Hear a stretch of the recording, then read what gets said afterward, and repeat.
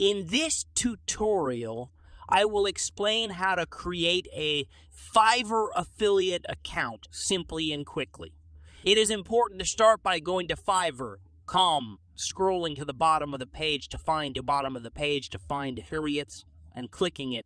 Here, you can take a look at the Fiverr affiliate program, explore it, and proceed with the sign-up process. But if you're clicking on a Start Earning Now raise, you will be redirected to the sign-up page where you'll need to fill in your name, email address, and your preferred username and password. Click on Account Type and select a private if you are an individual. Next, add the source of traffic for Fiverr, whether it be social media, a web page, or another medium.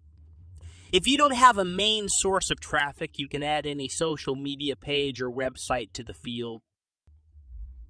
Click on Yes and enter your social media handle.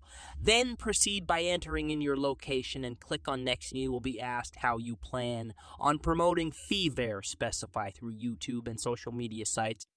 Additionally, indicate your audience's key interests, which in this case is business and digital marketing. Agree to the terms, click on the register, and just like that, you will be a Fiverr affiliate. You don't have to wait for approval or any such thing to get started.